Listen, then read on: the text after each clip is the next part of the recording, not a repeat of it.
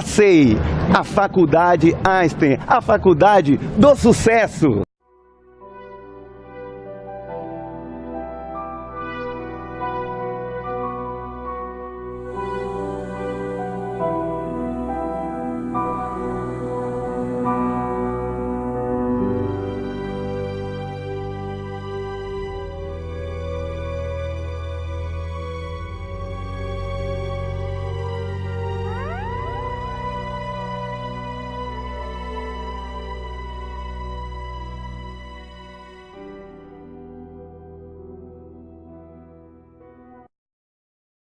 O Dharma, Dharumadashi, monge, sábio, sai da Índia e vai para a China.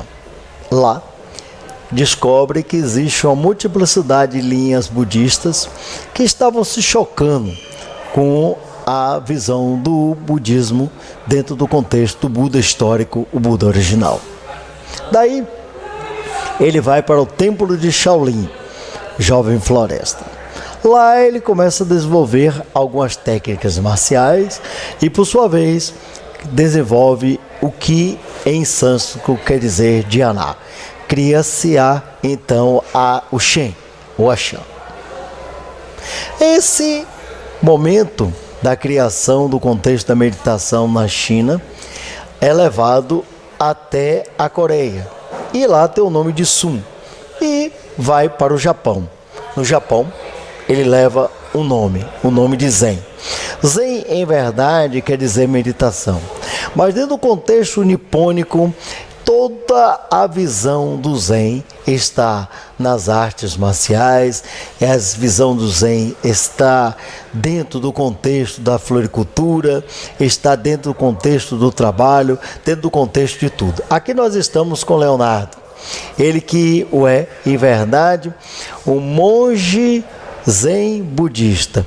E o objetivo dele é exatamente mostrar-nos o quanto o Zen, cuja essência é meditação, é básico para o desenvolvimento do ser humano e da humanidade. Leonardo, é um prazer tê-lo aqui conosco, nesse momento aqui, em Curitiba. Não estou na cidade do Salvador, estou aqui diretamente de Curitiba. E seria interessante que nós iniciássemos falando sobre o Zen. O que é o Zen? O que é o Zen budismo? Zen é um dos ramos do budismo, né?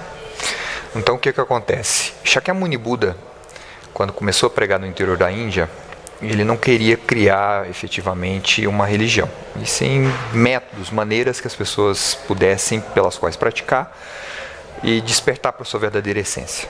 Então, durante os 45 anos que ele prega no interior da Índia, ele deixa o que nós chamamos um legado, um vasto ensinamento. Seriam 84 mil metros de meditação. Esses 84 mil metros de meditação representam hoje o que nós temos das diferentes escolas budistas atualmente. Então, o Zen ele nasce especificamente no Pico dos Abutres, onde Shakyamuni Buda sentou, e naquele momento ele ia proferir uma palestra. Só que ele preferiu ficar calado. E o aluno dele mais velho, mais antigo, chamado Mahakashyapa, começou a olhar para um buquê de flores que havia na frente do Buda, que o Buda tinha recebido, tinha ganho. E a partir desse momento ele começou a dar gargalhadas. Começou a rir, começou a abrir um grande sorriso. Então o Buda, através desse gesto, né, expressado por Mahakashyapa, olhou para ele, se dirigiu a ele e comunicou: a você eu transmito o verdadeiro Dharma do Buda. Isso é uma característica básica do Zen. Então, o Zen, primeiramente, é uma escola que nós dizemos que está além das escrituras. Isso não quer dizer que o Zen ignore as escrituras, muito pelo contrário. Os ensinamentos são extremamente importantes, mas o foco é sempre na realização, ou no espírito, né, do que nós chamamos de Satori ou Kensho, que é o espírito do despertar, o despertar místico, né? Esse é o mais importante na prática. Então, sem nenhum tipo de escritura, além das palavras, olhando diretamente, focando a mente, né? Zen quer dizer meditação. Zazen é o nome da meditação que nós praticamos no Zen. Então, o Zen ele nasce na Índia, através da transmissão do Dharma de Shakyamuni Buda para Mahakashyapa, e aí ele começa uma geração de transmissão de mestres e discípulos até o 28º patriarca do budismo indiano, que é conhecido como Bodhidharma ou Daruma em japonês. Então, como o José Augusto comentou, Daruma, ou Bodhidharma, ele faz uma viagem até a China. Chegando na China, ele transmite esse Dharma para 1 ou 2, no máximo, alunos, e começa a ver então uma transmissão oral, que é uma característica do Zen também, que durou mais ou menos 400 anos até o Zen se estabelecer no território chinês. Durante esse período, o Zen foi sofrendo influências tanto do taoísmo quanto do confucionismo e foi se adaptando à cultura chinesa, à cultura local. E por volta de 1200, mais ou menos 1250, é que ocorre então a ida dos primeiros monges Zen do Japão para estudar o Zen na China. Primeiro começou com o mestre Zai, que representa o Zen, o Zen Rinzai, que é uma outra escola do Zen japonês. O Ezai foi professor do mestre Dogen. O mestre Dogen foi o fundador da minha tradição, que é o Zen Soto. Então, o mestre Dogen treinou durante 3 anos com o Ezai falece, e depois ele começa a treinar com um aluno do Ezai, decide abandonar então o Zen Rinzai e vai até a China, faz uma viagem de barco, né, naquela época. Chegando na China, ele pratica o Chan, que era o nome dado ao Zen chinês, durante 4 anos. Depois ele regressa ao Japão e funda inúmeros mosteiros, começando assim então a divulgação do Zen budismo da escola Soto no território japonês. E a partir desse momento então nós temos já quase 800 anos, ou mais de 800 anos já, de transmissão de mestre para discípulo, de mente a mente, da essência do budismo Zen, que é basicamente a experiência do Satori, né, o despertar místico. Diga-me uma coisa, Leonardo. Em verdade, o que atrai as pessoas atualmente para o Zen? Seria uma falta de espiritualidade? Seria uma necessidade de adentrar em si mesmo? Exatamente no momento em que várias religiões, digamos assim, ocidentalizadas, porque o próprio cristianismo ele surgiu no Oriente e ocidentalizou-se, elas não estão sendo, digamos, satisfazendo a realidade das pessoas. E diga-me, aproveito para que você fale sobre a meditação enquanto a visão científica. Porque hoje a meditação ela não é mais só uma parte religiosa, ela está sendo estudada em grandes universidades, inclusive em Harvard, né? Com o objetivo de ter, né, uma evolução do ser humano dentro dos parâmetros do corpo, da mente e do espírito, uma visão psico-espiritual. Né? Para você, o que é que leva o Zen a estar vivo e forte no Ocidente capitalista, digamos assim? Meu professor de ordenação, meu primeiro professor de ordenação, né, foi Mestre Tokuda. Ele dizia que onde há bambu, o budismo cresce. Né? Isso seria onde há as condições propícias, onde há o sofrimento, né? O budismo se manifesta. É meio complexo a gente falar basicamente o que leva uma pessoa a procurar um grupo de meditação ou algo similar. Existem, na verdade, vários fatores, mas muitas vezes as pessoas nem sabem por que estão indo. Né? Às vezes elas ouvem falar e despertam uma certa curiosidade, a pessoa acaba indo, se dirigindo. Outras pessoas não se adequam às religiões monoteístas tradicionais. Outras pessoas, nós temos um grande número de pessoas que não têm religião nenhuma, que são ateus, são agnósticos, que decidem optar pela prática do budismo justamente pelo budismo não ter uma ideia de Deus. Né? O budismo é uma religião de acreditar e sim de despertar para a sua essência. Então, na verdade, por esse grande número de motivos, é que faz com que as pessoas procurem o Zen atualmente, né? E o Zen, como sendo mais uma escola do budismo, ele também não tem como objetivo converter as pessoas. As pessoas podem ir, podem praticar. A frequência, a periodicidade, isso tudo é a pessoa que determina, né? Então as pessoas se sentem muito à vontade na prática do budismo justamente por esses inúmeros fatores, né? Em relação ao que tange os benefícios da prática da meditação, né? De fato eles estão sendo estudados, né? Eu tenho uma grande amiga que é uma pesquisadora da Unifesp, que é Elisa Kozaka. A Elisa Kozaka é uma pesquisadora da Unifesp na área de psicobiologia. Unifesp é? Unifesp, Universidade de São Paulo. Eu não sei exatamente o que quer dizer a sigla, né? É a Universidade Federal de São Paulo. Eu estou perguntando porque as pessoas que estão nos vendo, né, pode ficar em dúvida. Claro. Uhum. E ela é uma doutora que trabalha justamente com os efeitos da prática da meditação no cérebro, né? Então ela tem inúmeros trabalhos publicados, tanto no Brasil quanto no exterior. Ela tem um grupo de pesquisa juntamente com alguns grandes eruditos, alguns grandes pesquisadores norte-americanos que estão sempre em contato com alunos do Dalai Lama e assim por diante. Então existem inúmeros resultados interessantes no que tange a diminuição da ansiedade, os efeitos frente à depressão, né? Mas para um praticante Zen, a pessoa que se interessa de fato pela prática do Zen, isso não é muito importante, porque a pessoa acaba vivenciando isso na própria vida, né? As pesquisas simplesmente vão comprovar aquilo que ela está experimentando, aquilo que ela está vivenciando. Isso é uma outra característica da escola do Zen Soto. A gente faz a meditação, a gente faz a prática, mas sem esperar o objetivo, né? Nós simplesmente sentamos como uma forma de manifestar aquilo que nós já temos, que está escondido, devido aos nossos apegos, às nossas aversões, à nossa ignorância. A partir do momento que a mente começa a se manifestar da forma como ela realmente é, nós deixamos ela livre, então nós nos tornamos de fato aquilo que nós somos, não aquilo que nós pensamos que somos.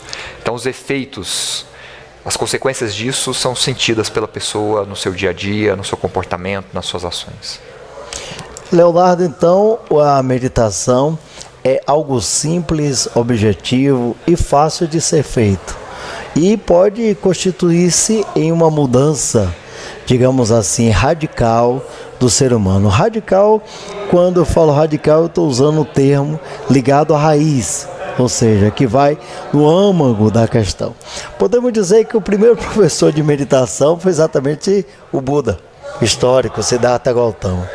Mas o que mais nos interessa na sociedade atual é exatamente o toque da evolução espiritual.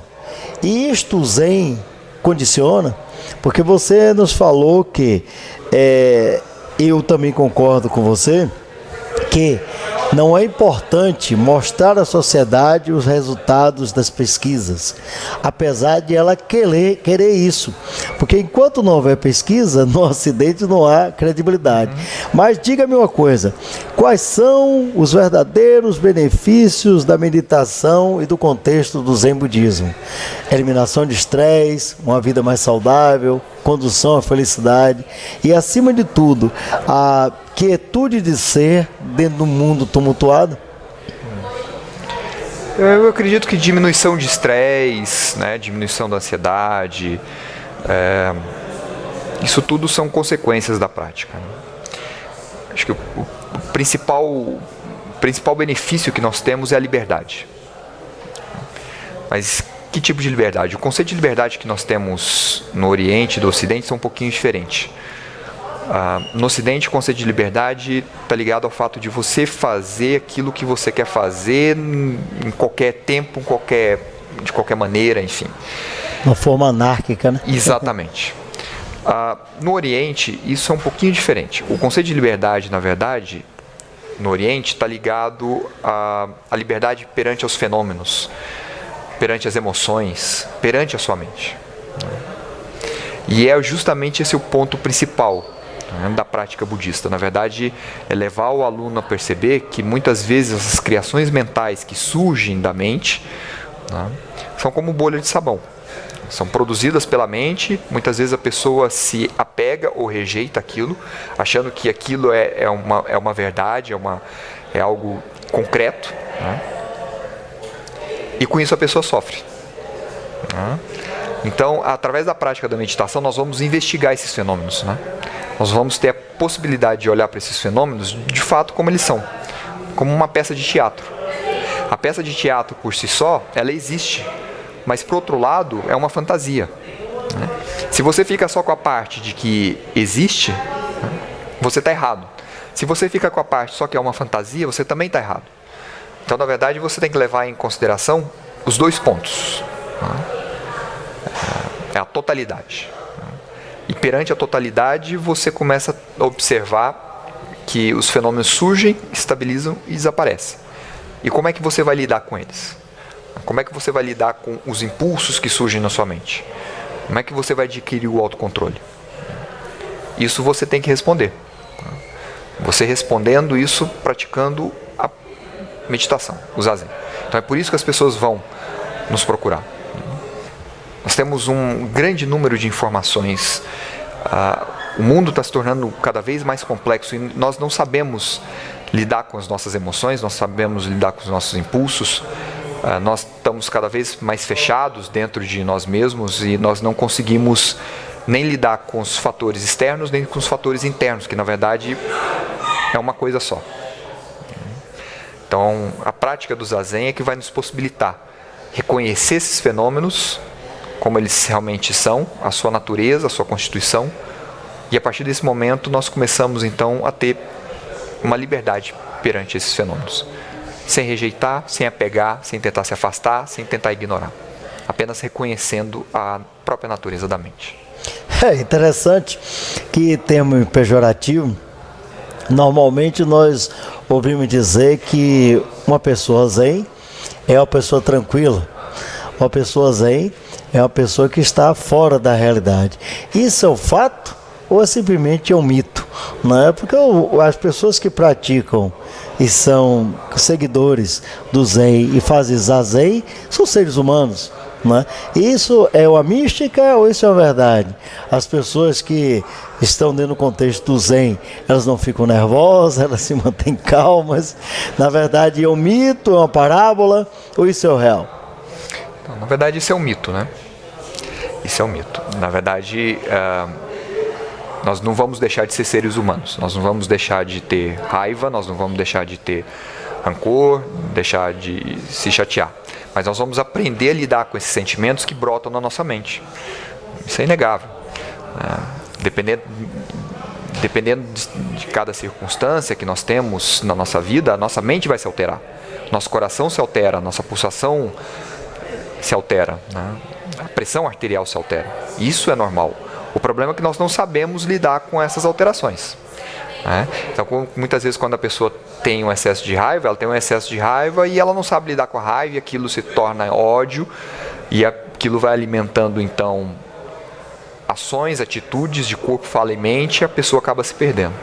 Se a pessoa souber simplesmente observar a raiva e deixar que aquela raiva que passe da maneira como ela simplesmente veio e vai embora, não há menor problema.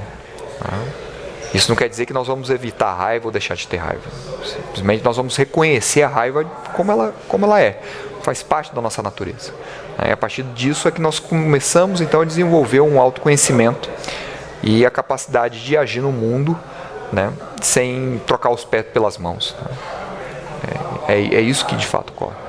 Você acha, dentro do seu contexto, da sua experiência, afinal são quantos anos de Zen Budismo? Você já está dentro do Zen Budismo há quantos anos? Mais de 10 anos, né? Eu fui ordenado monge com 21 anos de idade, né? Hoje eu tenho 35 anos. São 14 anos. Só como monge, né? mas todo o contexto, né, da coisa. Dentro da sua visão, você acha que o Zen é forte no Oriente por cada cultura? Ou você acha que o Zen, no Zen tem muita dificuldade de evoluir aqui no Ocidente? Porque existe, digamos, um preconceito, antes do conceito, de algumas religiões em relação a concepções da meditação Zen, né? Porque a maioria das religiões meditam. O judaísmo medita, o cristianismo medita, não é isso? Todos meditam. Só que dentro do contexto e da metodologia do Zen, existe o preconceito, ou seja, antes do conceito, uma visão errônea do que seria o ato de meditar dentro do Zen budismo? Acredito que sim. Existem, na verdade, várias técnicas de meditação, né? O Zazen é uma das técnicas que é utilizada como forma de prática meditativa. E ela não é exclusiva do budismo, né? Como você mesmo colocou. Então, cada tradição, na verdade, vai enfocar a meditação de uma forma diferente, com um objetivo diferente. O Zen, por exemplo, o objetivo do Zen na prática da meditação é não ter objetivo, né? É um caminho totalmente inverso. E mesmo dentro do budismo existem inúmeros tipos de meditações diferentes, né? Cada escola, na verdade, vai enfatizar seu próprio método. Em relação à questão de como o Ocidente olha para o budismo, isso na verdade isso ocorre, isso é inegável, né? Porque o budismo é algo novo que está chegando no Ocidente. O budismo tem 50 anos no Ocidente. Claro, é verdade. Né? O Zen budismo, um pouco menos. Exatamente. Então, primeiros escritos começou com Suzuki, aquela coisa toda. Primeiro nos Estados Unidos, para depois vir para o Brasil, né? O budismo ele começou a chegar no Brasil devido principalmente à imigração japonesa. Mas ele ficou muito confinado, muito restrito somente à colônia japonesa. Só que depois de um certo tempo é que o budismo começou a sair fora dos templos, sair fora da comunidade japonesa e começou a penetrar, vamos dizer assim, nos não descendentes, né? Aqueles que não descendem de japoneses e que não tem nenhuma ligação, como é o meu caso, por exemplo. Nem Sansei, nem propriamente Sei, né? Que é a primeira geração. Exatamente. E isso começou, de certa forma, meio tarde, né? Porque os templos japoneses eles não tinham interesse em divulgar isso para os ocidentais. Não havia uma restrição em relação a isso. E, inclusive, até hoje existem templos de certas escolas japonesas onde as cerimônias são todas realizadas em japonês, né? Então isso dificulta muito a penetração daqueles que querem praticar e não sabem, por exemplo, japonês ou não fazem parte, não convivem com a cultura japonesa, né? Não dominam o idioma. Isso é uma grande barreira. Então eu acredito que com o tempo isso vai sendo quebrado, as pessoas vão começando a entender um pouco mais a respeito do que é o budismo, principalmente aqueles que começam a praticar, né? Vão ter contato com professores qualificados, né? com monges experientes, e assim eles vão adquirindo um pouco mais de conhecimento, um pouco mais de bagagem, e observando de fato o que é de fato o budismo. É interessante essa colocação, porque exatamente nos permite ter uma abertura da cabeça, de nossa cabeça, e ver com um novo olhar algo que às vezes nós somos levados pelo fofoca, digamos assim, boatos. Bem, nós estamos chegando, Leonardo, ao final desse nosso programa. Eu gostaria que você colocasse aqui as suas considerações finais para esse público que está aí vibrando pelo fato de tê-lo aqui falando de maneira simples e objetiva sobre algo tão complexo. Eu gosto muito do ensinamento de um ex-monge que não pertence à minha linha, pertence à linha do budismo Theravada. Certa vez ele estava na Tailândia estudando o budismo na escola Theravada, e aí ele estava saindo do templo. Quando ele estava saindo do templo, o monge chamou ele. Olha, o ensinamento mais importante na vida é que quando você perdeu o trem, quando você perdeu o metrô, não se desespere. Sempre haverá um próximo passando. Então, muitas vezes, as coisas acontecem na nossa vida, nós perdemos a oportunidade e acabamos nos desesperando. Não se desespere. Tenha calma, que as coisas sempre estão mudando e novas oportunidades vão aparecendo, vão surgir na sua vida. É isso. É interessante que nós aqui conversamos com Leonardo, monge zen budista, e ele nos falou-nos de forma objetiva, clara, o que em verdade representa o Zen. É necessário sempre que temos uma interpretação dos fatos e das coisas, vendo-os de maneira completamente diferente, para que nós possamos formular valores que às vezes estão errôneos e com eles passamos a conviver de forma full time. Lembro-me de uma máxima búdica, no qual dois monges estavam na frente do templo e ambos estavam a fumar. Aí um deles perguntou, é certo fumar? Ele disse, eu não sei, vamos perguntar ao nosso mestre se é interessante fumarmos ou não. E um foi e perguntou ao mestre num horário que se fumar era interessante e recebeu um não. E o outro foi em outro horário e recebeu um sim. Há um grande choque de egrégoras, uma celeuma. O monge foi permitido fumar, o outro não.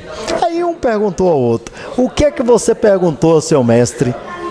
Ele disse, eu posso fumar e meditar? Ele disse sim. E como é que você perguntou? Ele disse, eu posso, na hora que estiver meditando, fumando? Ele disse não. Então, é o processo hermenêutico, o processo da interpretação que irá diferenciar. Fumando, pode se meditar? Sim. Agora, meditar fumando, não. É isso que é o Zen. É uma mistura de palavras com palavras, buscando sempre poucas palavras. FACEI, a Faculdade Einstein, a faculdade do sucesso.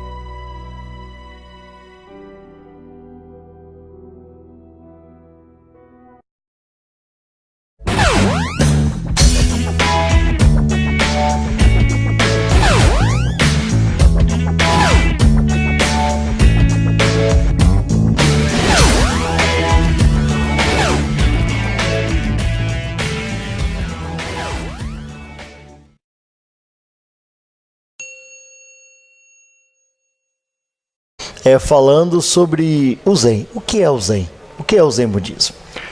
Zen é um dos ramos do budismo. Então, o que acontece? Shakyamuni Buda, quando começou a pregar no interior da Índia, ele não queria criar efetivamente uma religião, e sim métodos, maneiras que as pessoas pudessem, pelas quais praticar e despertar para a sua verdadeira essência. Então, durante os 45 anos que ele prega no interior da Índia, ele deixa o que nós chamamos um legado, um vasto ensinamento. Seriam 84 mil métodos de meditação.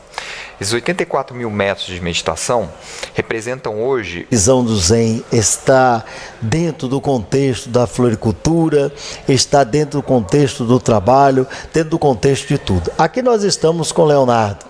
Ele que é, em verdade, um monge zen budista. E o objetivo dele é exatamente mostrar-nos o quanto o zen, cuja essência é meditação, é básico para o desenvolvimento do ser humano e da humanidade. Leonardo, é um prazer tê-lo aqui conosco, nesse momento aqui. em Curitiba, não estou na cidade do Salvador, estou aqui diretamente de Curitiba.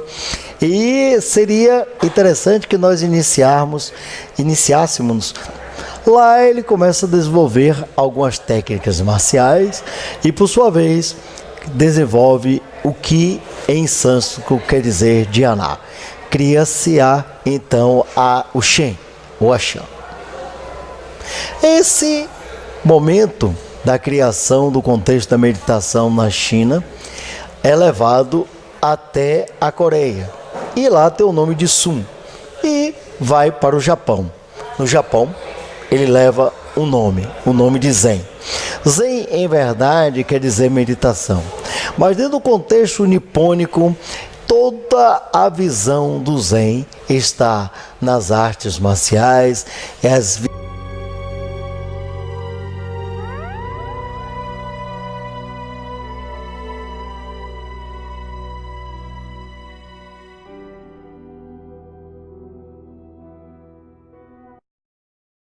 o Dharma, Dharumadashi. Monge, sábio, sai da Índia e vai para a China. Lá, descobre que existe uma multiplicidade de linhas budistas que estavam se chocando com a visão do budismo dentro do contexto do Buda histórico, o Buda original. Daí, ele vai para o templo de Shaolin, Jovem Floresta.